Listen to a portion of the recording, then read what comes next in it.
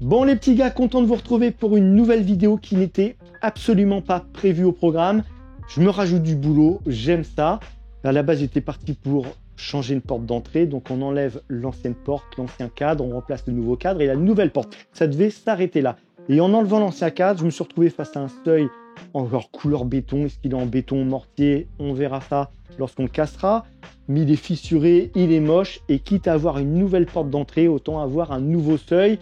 Tout beau, tout neuf, en harmonie avec la porte qui va être de couleur beige. La façade est beige, donc j'ai pris du travertin. Alors il va être à bord droit, ce travertin. Ça existe à bord arrondi. Mais je crois qu'il faisait que 27 ou 28 chez mon fournisseur de large. Et moi, il me faut au moins 35 de large. Donc en profondeur, mon seuil fait 35. Donc je pars sur du bord droit, c'est pas grave, il y aura les graviers de toute façon devant, ça ne se verra absolument pas. Mais si vous voulez du bord arrondi, ça existe, c'est ce qu'on met pour les margelles de piscine. Alors là, moi c'est du travertin, mais ça pourrait être de l'ardoise, ça pourrait être du carrelage antidérapant. Les goûts, les couleurs, vous voyez ce que je veux dire. Vous mettez même de la pierre de Pierre-Paul Jacques, ce que vous voulez, on s'en fout. L'idée c'est d'avoir un nouveau seuil et on arrête avec les seuils en béton. Alors c'est facile à faire un seuil en béton parce qu'on coule le béton, on fait son seuil, c'est terminé, mais c'est très moche. Alors le temps, c'est une catastrophe, il pleut, après il fait beau, il y a du vent, ça change tous les quarts d'heure. Donc je vais me barricader depuis l'intérieur avec des panneaux express, parce que si je mets une bâche, ça va s'envoler. Je me barricade depuis l'intérieur, on casse tout, donc la poussière ne rentre pas dans la maison, on coule le béton, et une fois que le béton a séché, on se remet à l'extérieur avec les panneaux XPS. Je barricade tout au niveau de la façade, et puis on peut poser le travertin depuis l'intérieur, ça aura le temps de sécher avec la colle carrelage, les joints, etc. Et puis après on enlève les panneaux express, alors la porte sera posée bien sûr. Vous verrez la pose de la porte dans une prochaine vidéo, mais vous allez voir le résultat final avec le travertin. Normalement ça devrait être de toute beauté, comme le dit si bien Eric Le Carreleur. Alors ce seuil en béton, il est fissuré de ce côté, ça sonne le plein, et de ce côté, ça sonne le creux. Donc on casse tout. On va également sauter cette couche de mortier qui est juste dégueulasse. Puis on va combler également sur les côtés. On casse tout, on enlève tout, du travertin. J'aurais aimé avoir une seule plaque de travertin, mais j'en ai pas. Donc on va tricher avec 3 dalles de travertin en 3 cm d'épaisseur. On verra ça, ok? Donc l'idée pour l'instant c'est de tout casser et de tronçonner au niveau de l'enduit pour éviter d'abîmer l'enduit.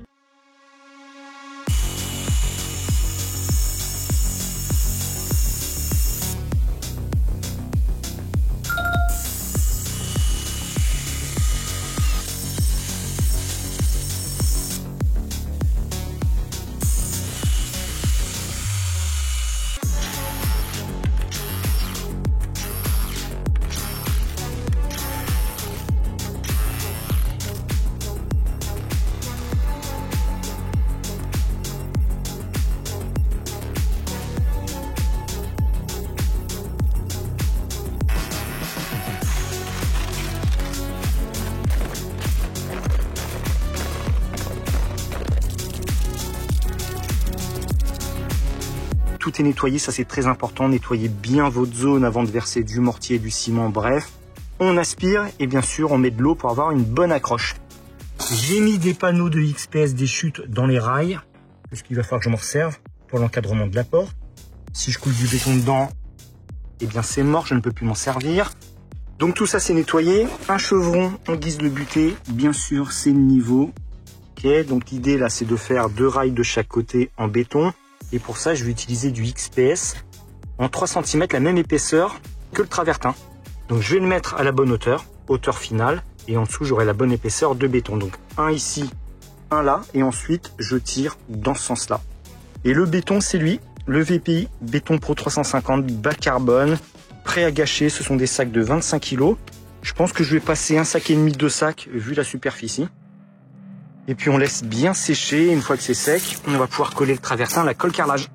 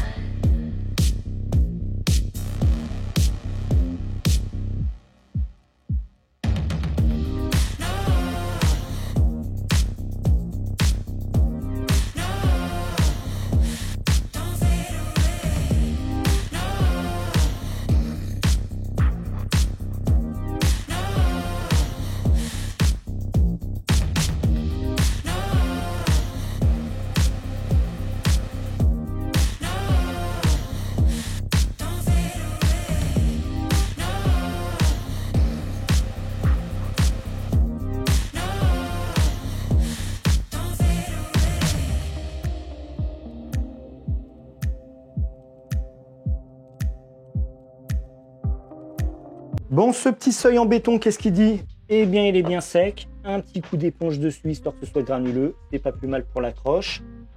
Donc maintenant qu'il a bien séché, on va pouvoir coller notre travertin qui a été découpé ici pour que ça déborde de ce côté et là pour que ça déborde de ce côté. Et le cadre de la porte viendra sur le travertin.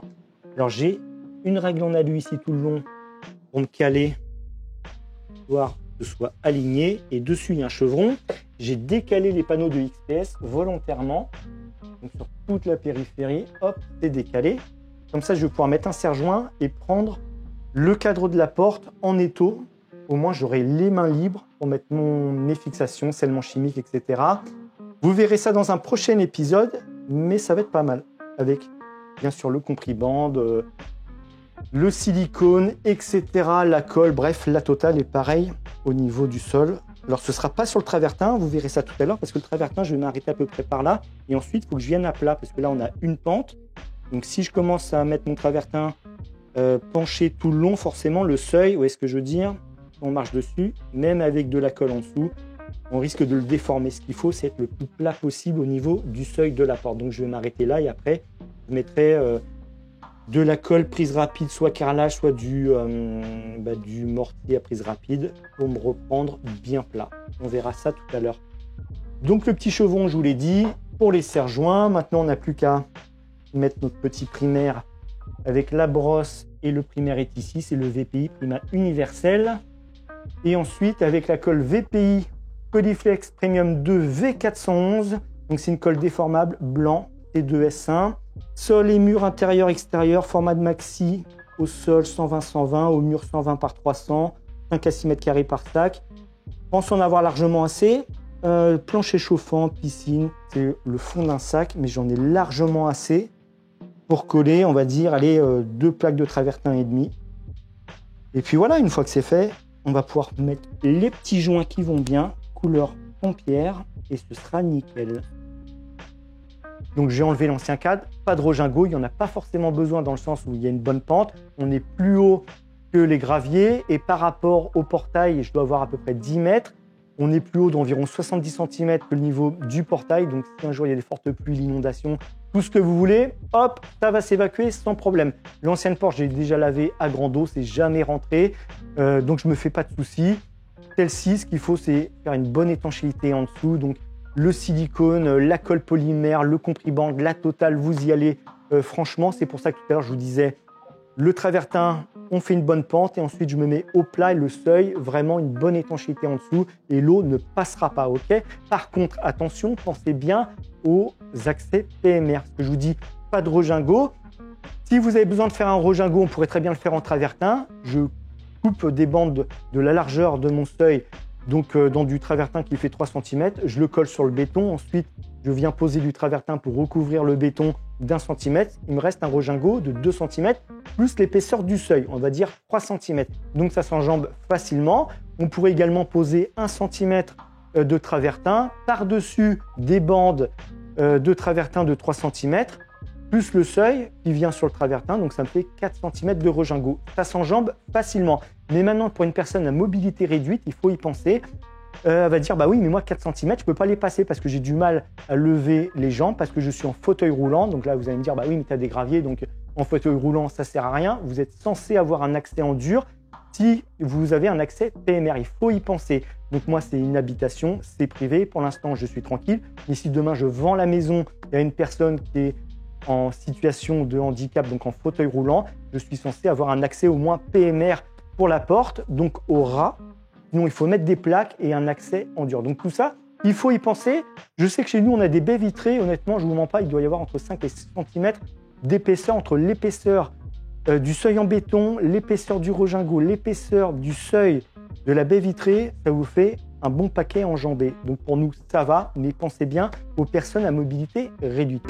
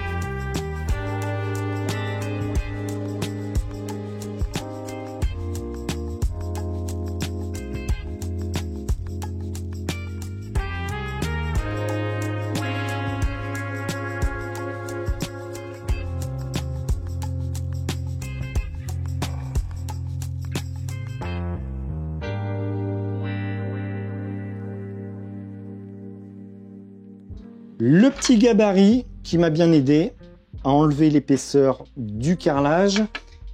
Ok, donc mon seuil, alors bien sûr j'ai vérifié que le carrelage était de niveau. Le travertin est de niveau. Ici, c'est de niveau également. Ça, c'est de la colle carrelage à prise rapide. Et maintenant, je vais pouvoir poser le seuil de la porte qui va être collé à la colle polymère plus le compris-bande. Et en raclant, alors cette partie vient en appui contre le travertin. Le MDF, parce que ça c'est du MDF, mais ça pourrait être du contreplaqué, peu importe, vient en appui contre le carrelage. Et en raclant, forcément, j'enlève l'épaisseur du carrelage. C'est aussi simple que ça. Donc vous enlevez l'épaisseur que vous voulez, mais pensez bien à garder 1 cm sous votre porte pour éviter que la porte frotte contre le carrelage, ok? Donc maintenant, on va pouvoir décoffrer, donc enlever le chevron, enlever les panneaux XPS, s'occuper de la tranche du travertin. Alors forcément, je vais vous le filmer, mais vous allez voir que la porte est posée. Qu'entre-temps, j'aurai posé la porte. Et la pose de la porte, on verra ça dans une prochaine vidéo.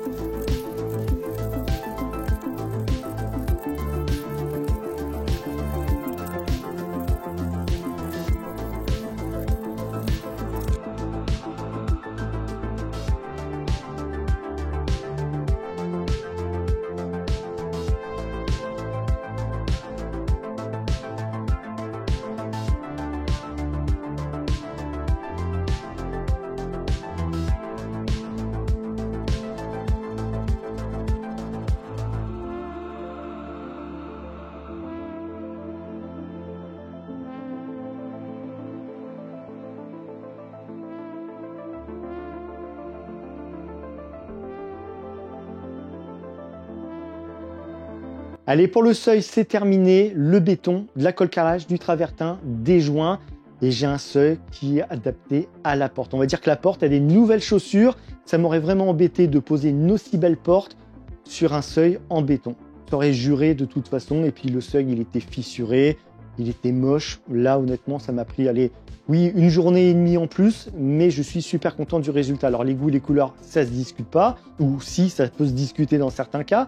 Mais honnêtement, c'est du travertin, c'est du classique, c'est du beige. Ça passe partout et c'est adapté à la couleur de la porte. Ça ne jure absolument pas. Donc je suis content du résultat. On verra combien de temps ça dure le travertin en extérieur avec le produit que faut que je mette. Je ne l'ai pas encore mis, c'est du produit Hydrofuge. Je le mettrai lors de la vidéo pose de la porte.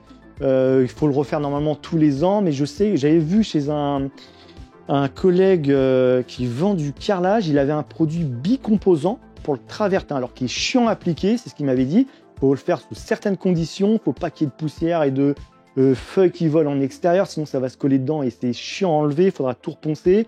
Mais c'était un bicomposant, il pouvait le garder, je crois, il garantissait 5 ans en extérieur et antidérapant. Donc il faudrait que je vois ça, mais là j'en ai pas beaucoup honnêtement, c'est pas compliqué à refaire. Il faut le faire tous les ans, je le refais tous les ans.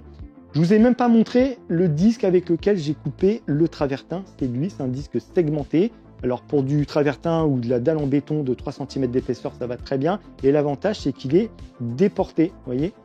Donc vous pouvez couper au ras d'un mur sans avoir un carter qui vous gêne sur la meuleuse ou la bague.